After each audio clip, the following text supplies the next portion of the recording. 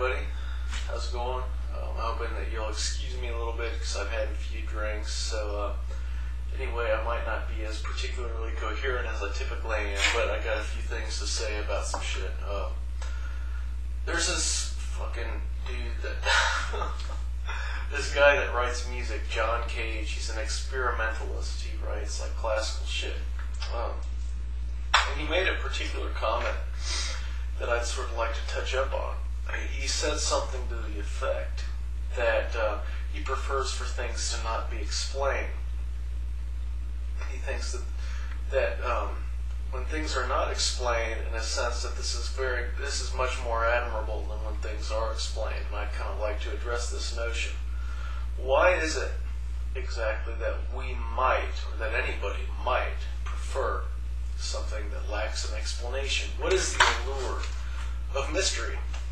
This is what I would have to say. Well, before I throw in my input, I'd like to ask a couple more questions.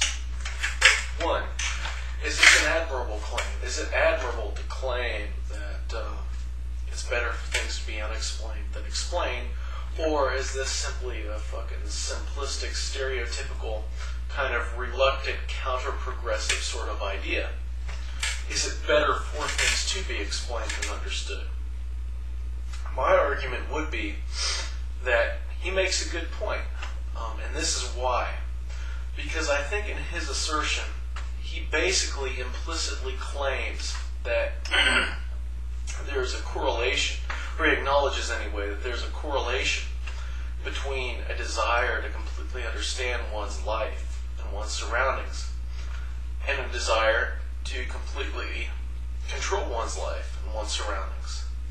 And I think that as human beings, we reach a point of potential growth when we accept the notion that surrender is a means of furthering our lives. In other words, we cannot maintain control of every aspect of our life and of every aspect of our environment. And we essentially grow as human beings when we accept this. And in this respect, I think it makes a lot of sense to assert that it's better not to be able to explain than to explain. In this sense, I think it makes a lot of sense to surrender. To surrender one's essential nature, one's innate desire to sort of control one's own life and one's surroundings. However, I think that as somebody who has read a number of books that are scientifically based, and as somebody who has garnered at least a reasonable degree of scientific understanding, I could sort of assert that the more that we learn about our world and the cosmos, the more mysterious things actually become, because the explanations for phenomena are themselves more phenomenal than the phenomena themselves. I think that this is very clear. This is a very lucid assertion that is very easily backed by the notion that when we try to explain certain phenomena in our environment, we recognize that the complexity of the explanations themselves far exceed the phenomena. So in this sense, I don't think that science is in any danger of uncovering every mystery of the universe. So if in some way or another you are drawn to the notion of mystery, I don't think that the attraction of mystery is in any way challenged by scientific discovery. On the contrary, I think that in a sense, the more that we learn, the more we realize that we don't actually know.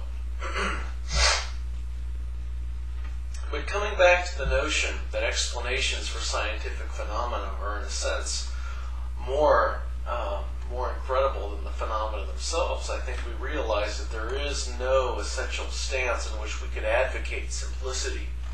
There is no essential starting point at which things are just very simple and in which complexity sort of radiates outwards. I think that we realize that in order for us to garner an appreciation for our environment, we have to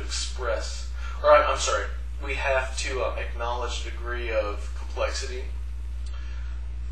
and a degree at which we will never truly be able to understand the inner workings of our environment. Because it is, after all, our environment that makes us who we are and makes our environment what it is.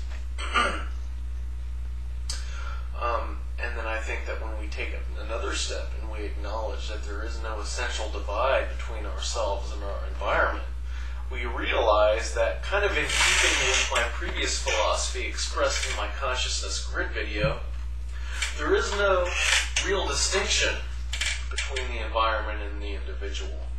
Both are essentially a fluctuation caused by particular factors.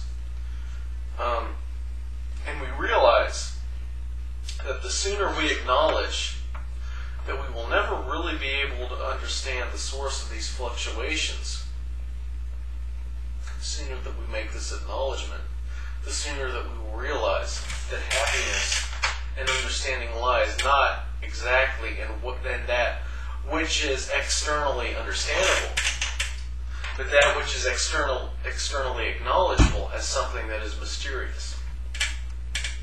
Because within mystery lies understanding. Now, we're typically used to acknowledging understanding in a fashion that acknowledges a particular explanation that accompanies understanding, something that leads up to understanding. But I think that this is a logical fallacy. This is a fallacy that accompanies our attempts to understand things in a very hands-on sort of logical way. In actuality, we have to realize that as human beings that utilize the perceptive mechanism as a means of making sense of the world, that there is no separation, there is no essential divide between between the individual and the environment that essentially gives root to the individual. We come out of the universe, we don't come into it. We are extensions of it in the same way as leaves are an extension of a tree. We cannot separate ourselves from the processes that create us.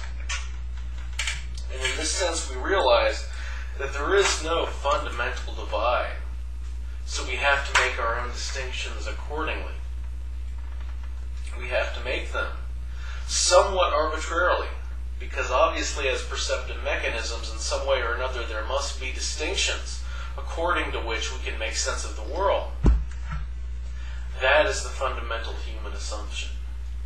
The fundamental human assumption is that such distinctions must be arbitrarily designated because they don't really exist. I would like to continue this in another video. Thank you for paying attention.